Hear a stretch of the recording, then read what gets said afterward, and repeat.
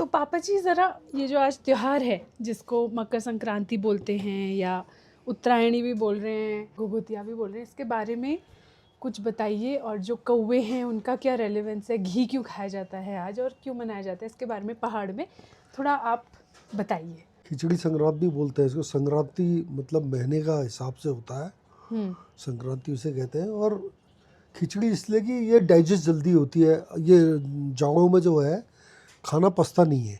आदमी का शरीर स्वस्थ रहे, हर त्योहार उस हिसाब से बनता है।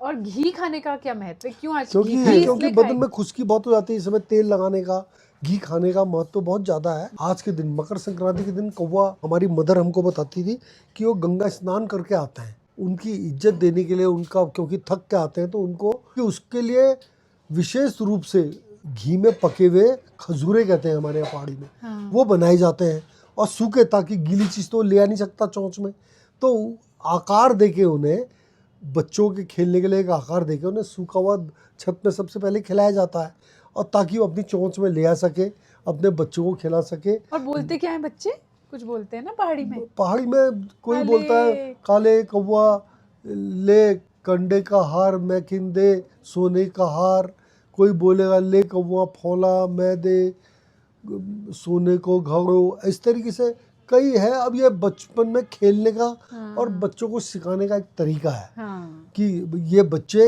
इस तरीके से, अगर खाली मैं कहूँ जाके इसको छत में डाला तो बच्चे को उतना मज़ा नहीं आएगा। मगर वो त्योहार के संग गले में माला डाल लेगी, तोड़ तोड़ के खिला रहा है, कौवे आ रहे हैं, फिर वो खिला रहा है, तो उसमें वो आनंद आता है कौवे की बीट से।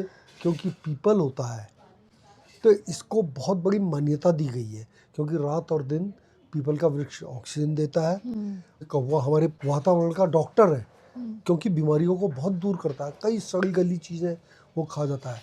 इस समय से मतलब ये अब गर्मियों की मौसम चेंज हो जाता है, सूरज की किरणें लंबवत पड़ने लगती हैं इस समय। इसके बाद सीधे इतने से फर्क से ही बसंत ऋतु आ जाती है, सूरज के उससे ही।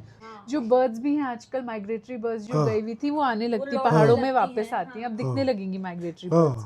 ठीक है, फिर आप सबको घुघुतिया त्योहार, मकर संक्रांति, उत्तरायणी की बहुत बहुत बधाई है। बहुत बहुत बधाई है। पर्यावरण को दूषित होने से बचाएं, अपने इलाके को स्वच्छ रखें, ज़्यादातर जीव जंतु का आदर करें। इसके साथ ही सबको उत्तराखंड का ये पर्व मुबारक है, घुघुतिया त्योहार मुबारक हो। नमस्ते। बहुत बहुत बधाई।